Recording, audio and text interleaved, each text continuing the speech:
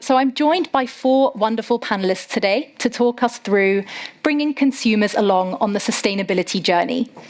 So please give a warm welcome to Mark Boyd-Boland, partner at LEK Consulting, Mark Hyde, Chief Data Officer at Trainline, Marija Rompani, Director of Sustainability and Ethics at John Lewis Partnership, and Niki Schilling, Chief Impact Officer at Rituals Cosmetics. Thank you all for joining us today. And we're actually kicking off our session with an exciting presentation from Mark. He's going to be giving us a 5-minute overview of some exciting research that he's published or that he's conducted with his team at L.E.K. They've just completed their 2024 Consumer Sustainability Survey, and Mark will be running us through some of those key findings before jumping into the discussion. So Mark, take it away. Sorry. Do. Well, thanks, Dina. The topic today is really bringing consumers on the sustainability journey, and I guess our survey is trying to bring a lens to where consumers see themselves on that journey, and I'm sure the panel will then explore some topics which suggest that maybe what consumers say and what consumers are currently prepared to do or are currently prepared to pay maybe aren't perfectly in line. But as Dina mentioned, we have just recently conducted again a survey that looks at consumer attitudes towards sustainability, how interested or motivated are consumers in the topic of sustainability, and how is that starting to translate into some of the behaviours and choices that they're making from a shopping perspective. We've done that quite broadly and quite globally this year. But I'm going to spend most of the session talking about the UK consumers, just to ground us a little bit more in how they're thinking about it. And that does have the benefit of building on a similar survey that we did a couple of years ago. So we have a bit of a view about how UK consumers are really starting to evolve in their thinking about sustainability. So we started the survey by asking consumers how important sustainability was to them personally. And the data here does reveal that consumers pretty consistently say that sustainability is important to them. It weights a little bit higher in younger demographics, which I think we can probably all understand is probably quite natural from a generational perspective in terms of how younger consumers might be thinking about the world versus some older age groups. But very strong sentiment quite consistently across age groups and building over time. But what does sustainability mean to consumers? We presented consumers with a version of the UN SDGs and asked consumers to really reflect on what sustainability meant to them against those SDGs. And I think what this does start to demonstrate is that consumers still have quite a narrow understanding of what sustainability is. It's very weighted in environmental aspects, with much less focus on social. Some of the social scores are starting to trend a bit higher, but generally speaking, it really does weight to environmental, and some of the social aspects lower down the spectrum, and relatively limited engagement around some of the governance things that we more holistically think of when we think about sustainability. We then asked consumers to help us understand where sustainability was starting to play through in their daily lives, and we looked at that in 3 broad buckets in terms of everyday behaviours, in terms of shopping behaviours, and in terms of transport. And I think the panel does represent different aspects of that consumer journey, and we'll come on to discuss that in a bit more detail. Thinking about the UK consumer, there's very high participation in some of the everyday changes. That's thinking about reduced energy consumption at the home, that's participating in household recycling, that's being quite vigilant about the use of single-use plastics. And I think a lot of that reflects the political and the PR and the sort of media journey that we've been on as a UK community. That's a bit less the case in some international markets, particularly in the US. Some of those metrics run a bit lower. In shopping behaviours, though, the UK is more in the middle. So UK consumers are starting to think about the materials of what they buy. They're starting to think about re-commerce. But markets like the US seem more developed in some of those areas. And I think that's both a scale point, it's a maturity of business model, it's the nature of the opportunity. But I think as you start to play things through, it points towards a direction of travel where you could imagine UK consumers becoming more aware and more reflective about some of these choices and alternatives that are available in terms of how they shop. And from a transport perspective, it's sort of muted good news, I think, for those who are in the transportation sector. And I've got a couple of more specific slides coming up where I'll cover that off. But what I think is really important about sustainability is sort of where it sits in the hierarchy of consumer decision making. So we asked across a broad set of categories. We asked about health and beauty. We asked about food and beverage. We asked about clothing and apparel. We asked consumers to really help us understand where sustainability sat as a purchase criteria in that hierarchy of things they thought about when they were in the grocery store or the department store or shopping online. And what is clear across all of those categories is that sustainability isn't yet at the point of being one of those sort of defining table stakes, qualifying purchasing criteria. Purchasing criteria is still very much from a consumer mindset about price, it's about product quality, it's about value for money, it's about durability and functionality. But sustainability sits in that next category of criteria that is still quite important to consumers, but not really guiding their behaviour in quite the same way as some of those other points. It's more in the suite of things where consumers are thinking about what's the service proposition, what are the sort of nice to have elements. So it can be persuasive, but isn't quite as determinative as some of those other criteria. What I think it does do, though, is create an opportunity for brands and for retailers to start to think about how they can shape and change their sustainability messaging to try and draw some broader engagement from consumers around some of their sustainability actions. And then here we are at the point where I think what consumers say they'll do and what consumers do really starts to see some disparity. So we asked consumers and asked them to answer in good faith, the extent to which they are already changing what they buy in the department store or in the grocery store towards sustainability alternatives and whether they'd be prepared to pay more.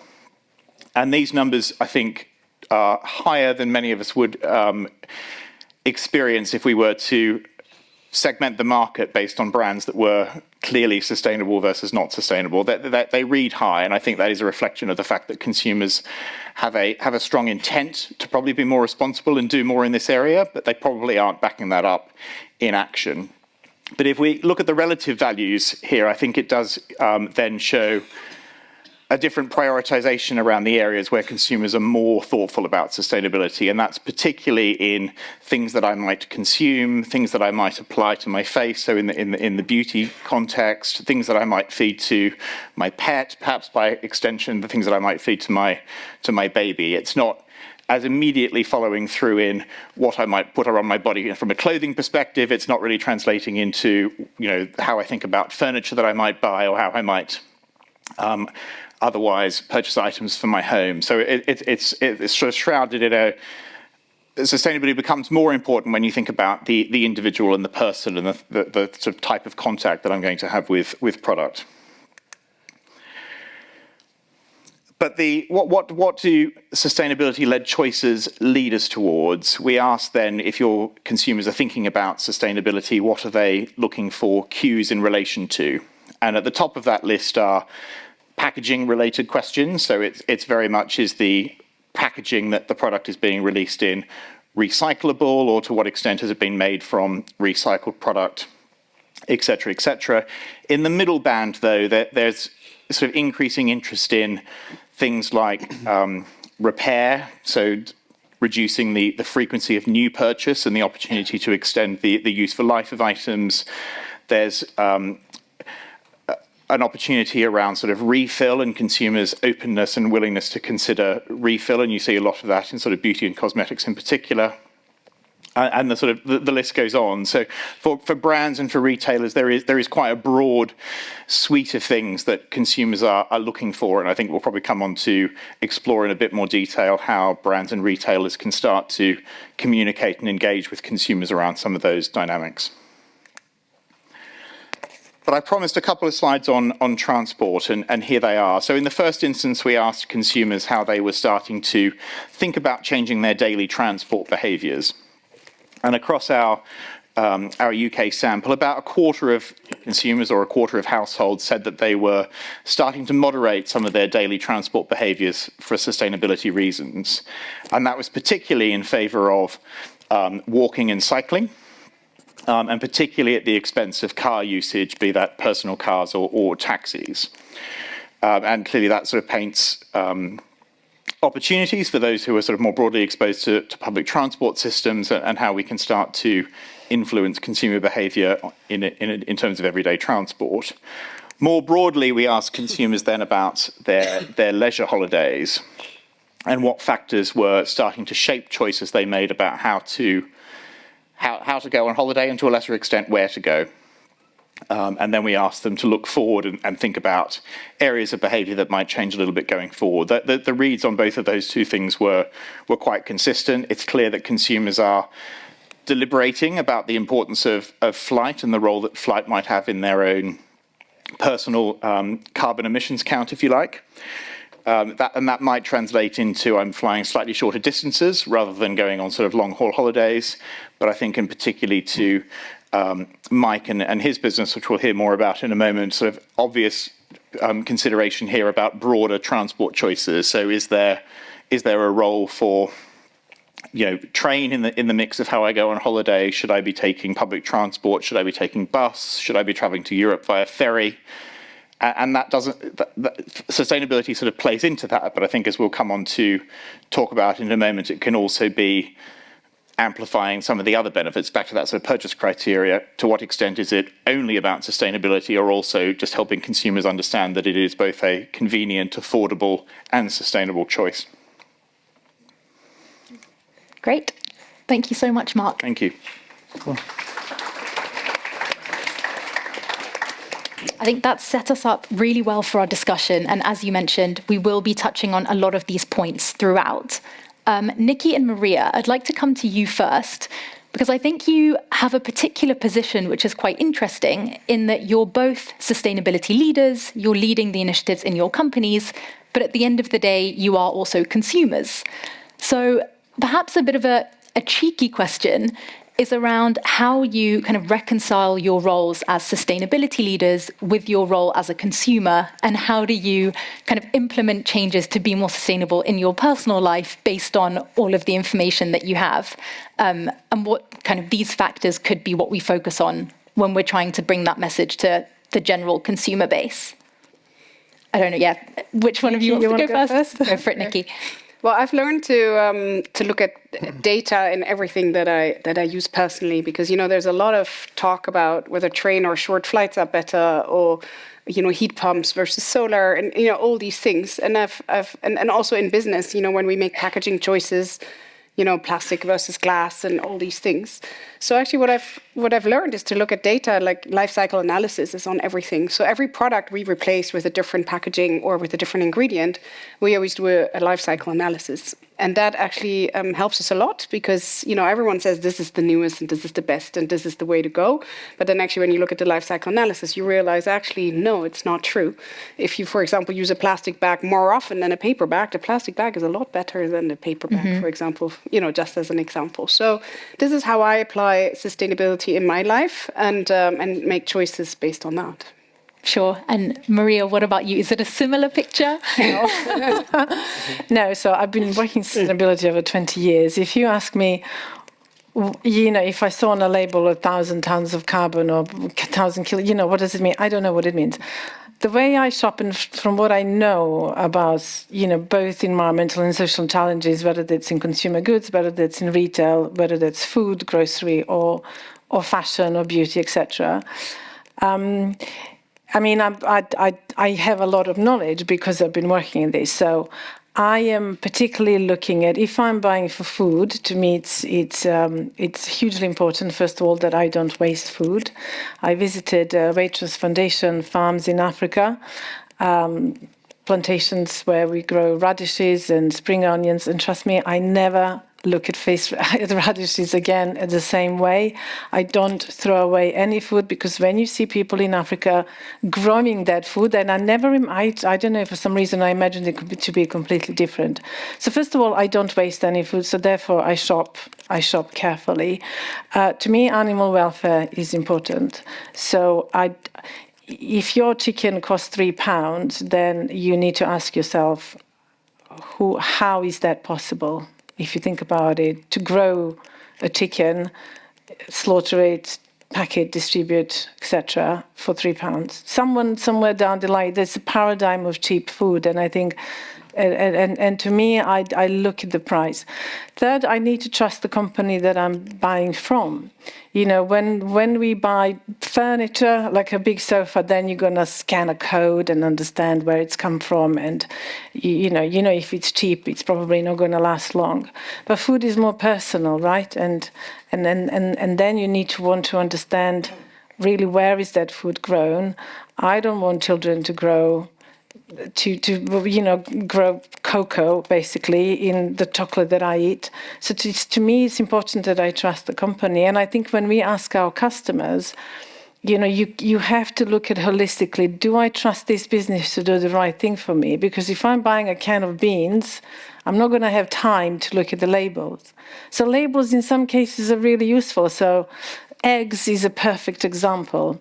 Now we have to label eggs, but are they caged eggs, free-range eggs, organic eggs, barn eggs, right? So that really works. So the labeling, and that has to be very simple and very easily understood, which is not the case with carbon, for example. And even if you say carbon emissions from the steak, more intensive production is less carbon intensive. Mm-hmm. So if you grow your animals in a more natural way, you're likely to have. But then if you grow intensively, then what about nature loss, water pollution, et cetera, et cetera? So I have a slightly different view, but then again, I've been working in sustainability for over 20 years, and I know how things are made from my experience working in consumer goods and retail and banks. Sure. So I think you've touched upon two things that I want to get onto later in the discussion around kind of information sharing and trust amongst consumers. But before that, Mike, I just wanted to get to you with a data-related question. Because we heard from Mark that consumers do care about sustainability, they do want to be better, and apparently they are making those changes. But often with consumer surveys in particular, there is kind of a gap between kind of disclosed or claimed behavior and behavior in practice. So I'm wondering, based on the data, are you seeing a general appetite for consumer change to be more, consumer decision-making to become more sustainable, or are people saying that they're doing things but not following through? Yeah, it's a fascinating question and something that we think about and look at all the time. At Trainline, sustainability is really core to our mission. If you take a journey by train, you're using about 2/3 less carbon than if you fly on that same journey or if you drive in a petrol car. So the difference is really material. And when we survey our users, we do see a growing interest in sustainability and a growing motivation that people talk about, especially in the younger demographics, as you mentioned. But there does seem to still be quite a material perception to reality gap.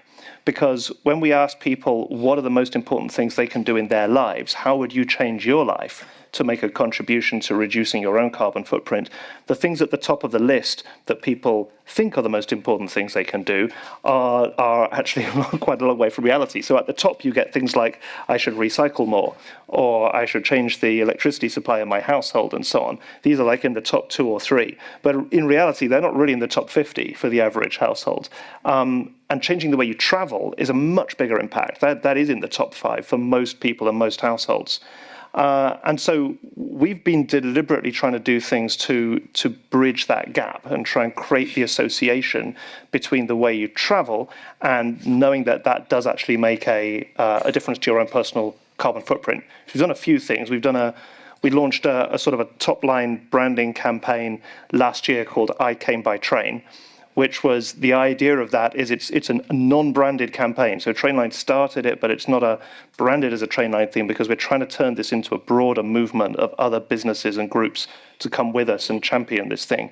We're trying to take the debate a little bit away from, you might have heard the term like flight shaming, into the opposite, which is train bragging, being proud to have come by train, because we want to create pride and a motivational feeling that there is something you can do about it. And then at a more micro level, we're using a lot of our data science work to build a lot of personalized individual reporting and messaging into the app at the point of decision making. So we're starting to show people, this is how much you'll save if you pick this journey, and this is how much you have saved with your previous behavior. So we're trying to link people's personal behavioral choices to their carbon impact. And this is a big project, right? This is a long-term journey. I think, as probably we all know, creating a large, long-term shift in population behaviors is a big project. It takes a lot of time. But we are seeing a few green shoots at the moment. Just recently, we've started to see the beginnings of people that interact with these kind of features in our app also then go on to buy slightly more train tickets. So there seems to be the beginnings of this correlation, which I think is exciting. And it feels a bit like, it feels a bit like a moment where we're on this journey together, and we're just sort of getting to the point where, really back to the top of the question, there's enough of a point of view and an opinion and a desire to take action on this stuff that we're starting to see signs like data-driven evidence that behavior is gradually changing. But I definitely think that we're in the early stages of this. Like, we're in no way done. I think we're in the foothills of the mountain. Great. And I think you've led me on quite nicely to my next question, which is still focused around information. But Marija and Niki, I'm wondering how, when it comes to consumer goods, Mark and Mike have both mentioned that people tend to focus on things like reusable packaging and recycling rather than things kind of earlier on in the value chain, which might have a much larger impact on the climate. And I'm wondering how you engage with your consumers to inform them of kind of the factors that really do contribute to kind of the impact of their choices, and how you're engaging with them and encouraging them to make better decisions that way. Niki, maybe if we start with you. Yeah, I think there's a lot of things you could communicate. So we choose to really focus and make it very concrete. For us, what we're focusing on is refills, because we've measured through life cycle analysis that refills is the product really that helps reduce carbon the most within the beauty industry. Beauty is all about beautiful, luxurious, single-use containers, and there's 30 milliliter in it. And when you throw that is a lot of packaging, which is hard to make recyclable. So if you start refilling it with these sort of really thin, literally no packaging cups, then you can reduce a lot of waste, water, and also carbon. So we choose to focus completely on our refill movement, and we do that in two ways. One is if you're in front of the shelf, you see the information, what it does if you buy a refill, right? How much reduction it delivers to you. And at the same time, we also encourage it through a campaign that we're running since 3 years, actually, which is that when you buy a refill, we grow one tree. And like that, we also hope to encourage consumers to feel better about their choice, because they've taken the choice, but they also realize that the company behind it is taking a choice to really encourage that. And then we have a tree tracker behind our cash desk and on the website, so that we're really doubling up on efforts so that consumer are happy to take that choice and feel good about it. Mm-hmm. And Marija, is it similar in your world? Food, clothes, homeware? Probably not. We're taking different approaches depending what we're talking about. I think for rituals, yes, it makes sense, reusable.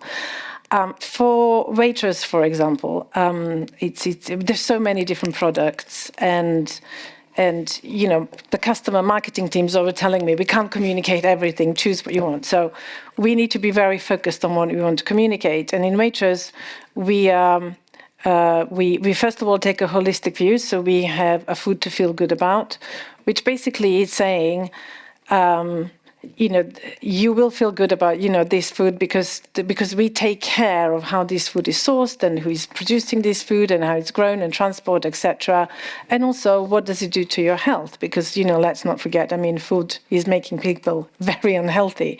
So that's an example of a holistic approach. Food isn't just about taste. There's so much more to it, and actually the nutritional value of food, it also depends on how you grow that food and how the animals are grown, whether they're outside or whether they're in a cage.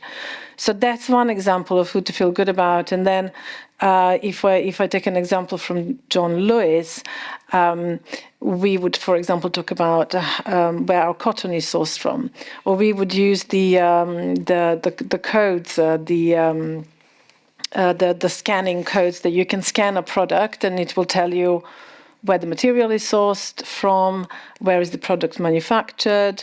It will tell you probably something around how to wash it, how to recycle it, or whether it's recyclable. So there are different. You can either focus on digital passports, which is the scanning code, or you can have a more holistic approach. Or you can really do the labels. You can say this chicken is higher animal welfare, and we have an example when we actually changed our chicken to higher animal welfare, we sold more. But interestingly enough, when we did a trial and removed all of the packaging from our essential fresh produce, we sold less. So it's that customer behavior, and I can see some really interesting questions there. One for you. Yeah, I quite like that one. But I guess. But I think fundamentally you need to trust the business that you are choosing to shop from. Mm-hmm. And to me personally, that's it. And John Lewis and Waitrose, we have the trust of customers. The people trust us to do the right thing for them. So there's even more pressure on us. We can't engage in greenwashing. We can't engage in these kind of discussions that are, we have to support everything we do with integrity and data. And this is so important to us. Absolutely. And yes. Sorry, let's build on one thing in terms of how we communicate with our customers with data. There's in addition to the sort of the specific labels and information at the point of purchase, one thing that we found to be really powerful over the last year is this idea of telling a personal story back to people. Playing back your own personal behavior to people is such a powerful thing because it's not a label, it's you, it's just you. So I don't know if anyone uses Spotify, at the end of the year you get Spotify Wrapped. Yeah, everyone loves to share their Spotify Wrapped. So we did our spin on that this year and did your year in trains. And you had a nice little email that was like, here was your favorite station that you went to, and it was all quite fun and lighthearted. But in there was a serious message, which is like, this is how much CO2 you've saved this year by avoiding other forms of transport.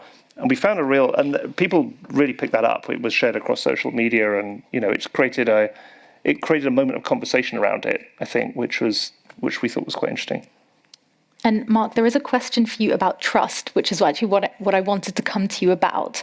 Because as consumers, we're constantly exposed to more and more products that say they're eco-friendly or fair trade or some other kind of environmental or social designation.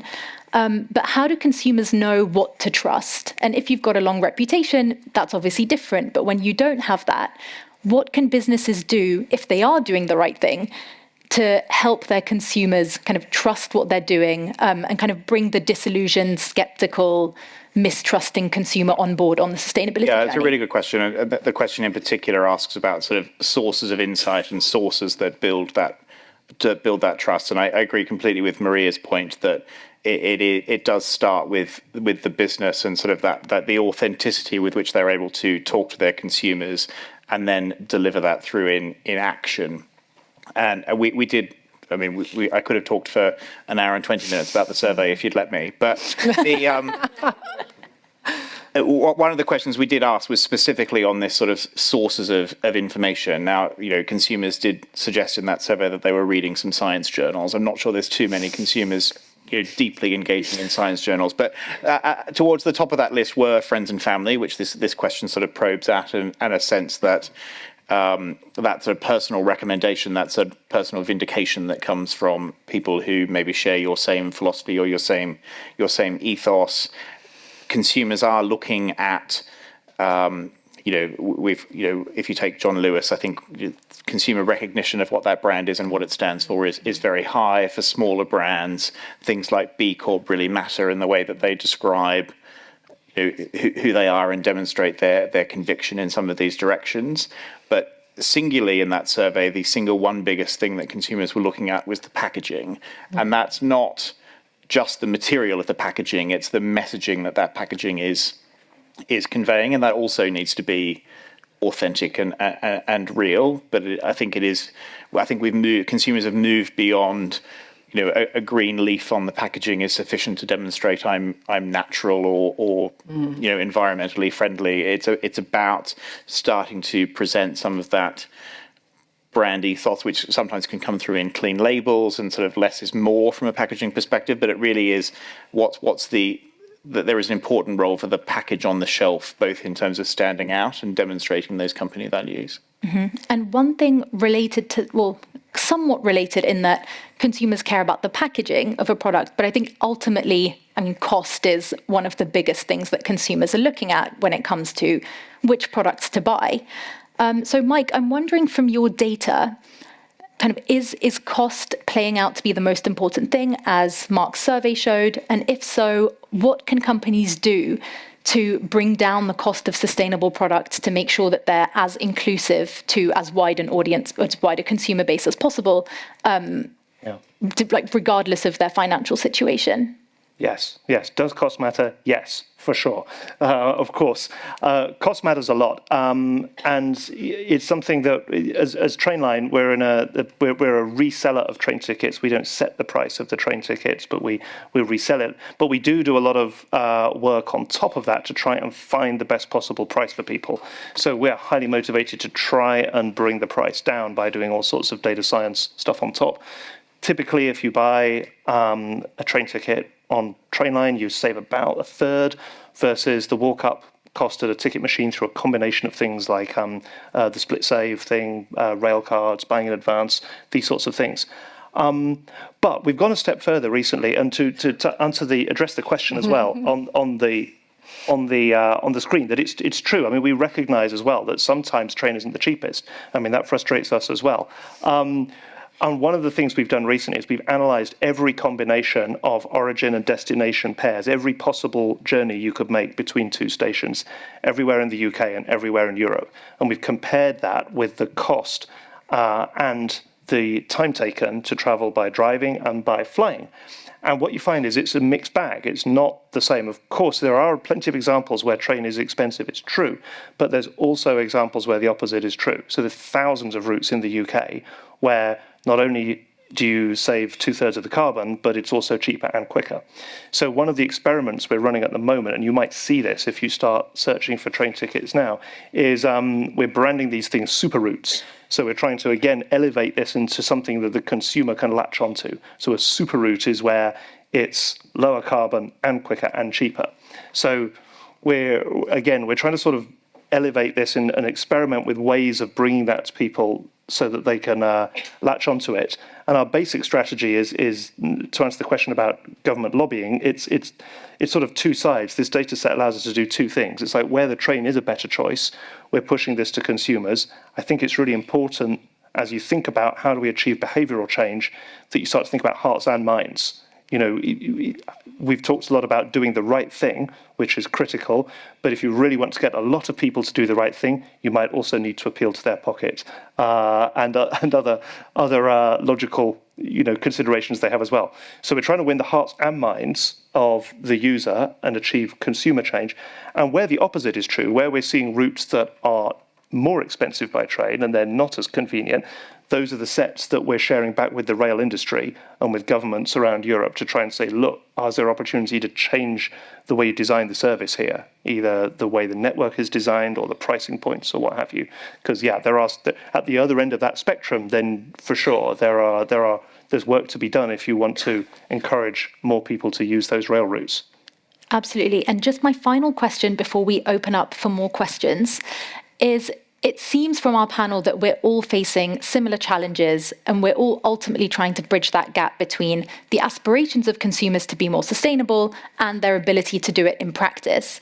But given that we're all kind of working towards that shared goal and are facing huge challenges, I'm wondering what the role of collaboration is amongst and within industries when it comes to trying to bring consumers along on the journey. And are you, as businesses, collaborating with partners, but also competitors to try and come up with solutions to these issues? And if you can provide some examples of those. Marija, Niki, both of you are nodding. Fine, I'll go first. Yes, of course, collaboration is key. I mean, we talk a lot about consumers, but I don't think that businesses should deflect their responsibilities onto consumers. I think we have responsibility to do the right thing, and we have responsibility to give choice to consumers so they can make informed choices. And we have to make those products, the more sustainable products, affordable and available. So at the partnership, that's exactly what we are doing. We are constantly trying to make all of our products more sustainable so that actually you don't have to think too much or read labels. I mean, people spend seconds on reading labels. No one really goes deep into it. So collaboration is absolutely key. I think what we also need to work on is pre-competitive collaboration. So with WWF Basket, for example, that we are a member of, we're working with other retailers on how to move the retailers in the right direction or reduce social and environmental impact. We're also working with other NGOs on different nature products. We are working a lot with our suppliers, with our farmers. So it's absolutely key. We need the businesses, we need suppliers, we need the government. We are clearly lobbying, trying to influence the government to have clear labeling for animal welfare. We know we need to eat less meat, but we need to eat better meat. It's better for our health, it's better for the planet. So we're huge champions of having clarity and information, but we need some consistency. If we do our own and then Tesco, Sainsbury's do something else, then how it's just going to be confusing. So we need consistency, and we have seen that some retailers try to do the carbon labeling. It's just too expensive. It's data intense. People don't really understand it. So that's where we need to collaborate and have consistency so that you can compare apples for apples. And it's not just about carbon. There's a lot about nature as well. We have to start thinking more about nature and the impact on nature. So absolutely key. Well, it's great to hear that businesses are starting to think about that. And that's something to be optimistic about. But just conscious of time, so keen to take some questions from the audience. I know some have come through. Yeah. But if there's anyone who wants to share a question. I think that collaboration question. Yes, first question comes in. Just to underscore, I think it's a great example that actually large-scale change is probably bigger than any one company. So yes, so I point back to the initiative I mentioned at the start, the I Came by Train thing. It started as a campaign, but we're deliberately trying to turn it into exactly that, a cross-business movement.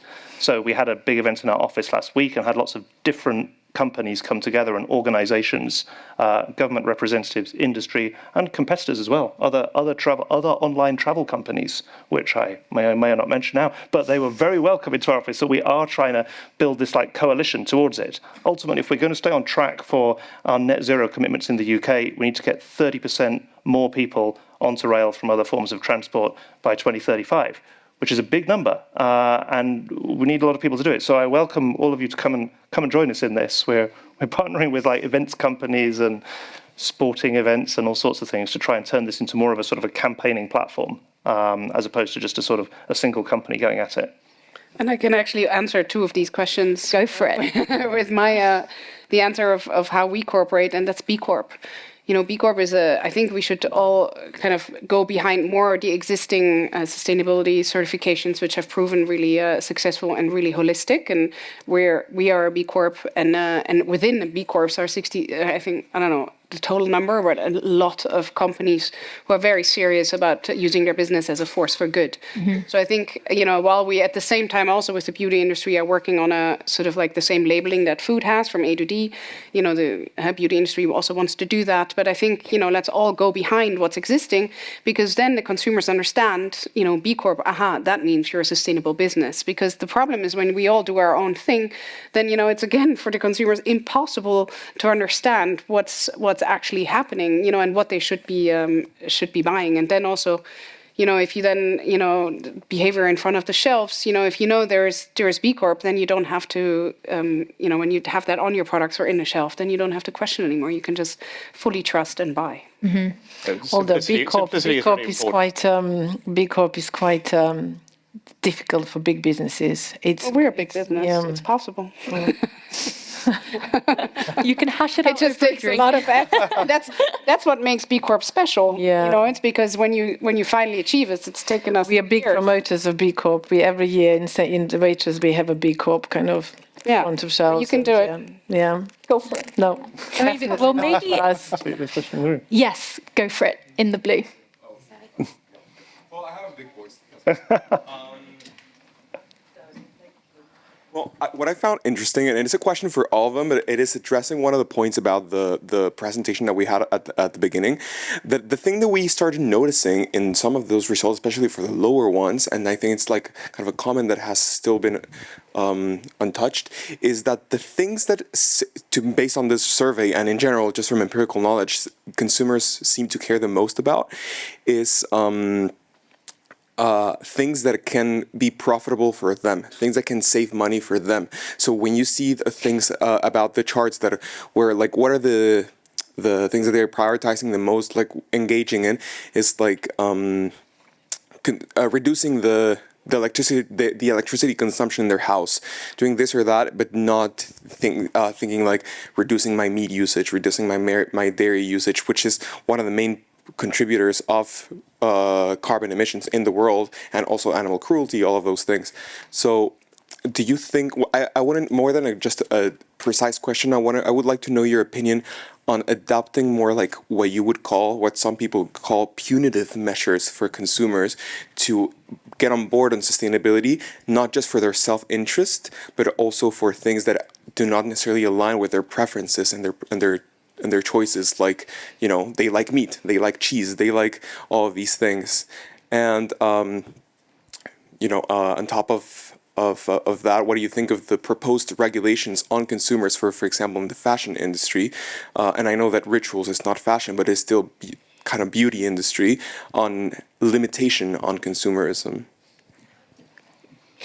I don't know if anyone has a quick answer. I think I have a quick answer in the sense, if it's all about, consuming less, then I think the answer is, I don't think as a business we can ask anyone to consume less, but we can ask everyone to consume better.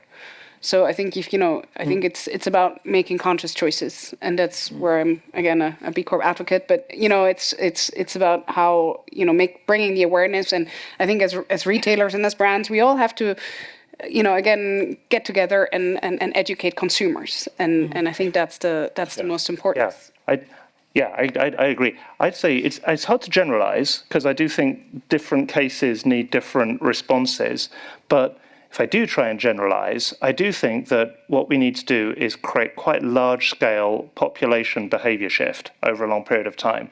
And my personal belief, having worked in that space, because before Trainline I ran data science at Facebook for like 5 years in London, and that was all about trying to get people to do things, using data, click on things. Like you're not going to force people to change their behaviors, in my view, at scale. You will get some people to do so who care very passionately about a thing. But if you want to get large-scale populational behavioral change, you've got to incentivize people to do that. And so my firm belief is that the right pragmatic approach to that over the next decade or so is a combination of things. Like, you do need to dial up education. We do need to solve this perception reality gap that I spoke about earlier. But I think you've got to, I don't think like direct punitive measures is going to bring about the result that we want, even if the result is the right result. I just think pragmatically the way to do it, having studied user behavioral change over a long period of time, is you've got to find that sweet spot between heart and mind, where you're trying to get people to shift as one.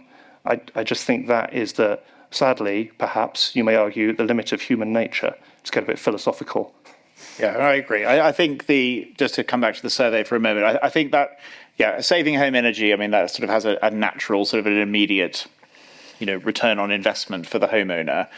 Recycling is widely available and relatively low cost. It doesn't necessarily save you money, but these things from a supply side perspective, and because we have been trained a little bit in the UK to understand the benefits of these things, we do participate in it. It becomes harder where availability, access, cost of participation become barriers. But I think, as the panel has said, I think the answer does become in engagement and education. It's very hard to imagine that we all have carbon calculators that dictate what we can buy in the grocery store or not. It is about giving people the information and the power to start to make responsible and good choices. I guess it. I thought it was very interesting. It reminds me of something. I thought it was very interesting about 2016, 2015, when Tesla first started to go mainstream with electric cars. And it was quite radical at the time because no one had really been able to achieve that sort of mainstream adoption of electric cars at the time. And, I recognize that what they've done isn't necessarily all of the answers. But I think it's interesting in this particular aspect because when they launched it, the headline on all their marketing materials was not, this is a zero emissions car. They said, this is the fastest car that you can buy and the safest. And then if you keep reading down, they go, oh, and by the way, there's no CO2 emissions at the exhaust pipe. And I remember at the time thinking, wow, that's so interesting, because I would have intuitively written that the other way around, and yet they didn't, and achieved, a lot of adoption as a result. So I think it's worth considering how you balance those two effects of what is actually the right thing to do from a sustainability impact and how you actually just, in a traditional marketing product way, get people to do the thing you want them to do, essentially. Great. Well, thank you very much for your time. We've run over a bit, but thank you all for your questions. And I'm sure you can find our panelists over a drink. So thank you. Yeah.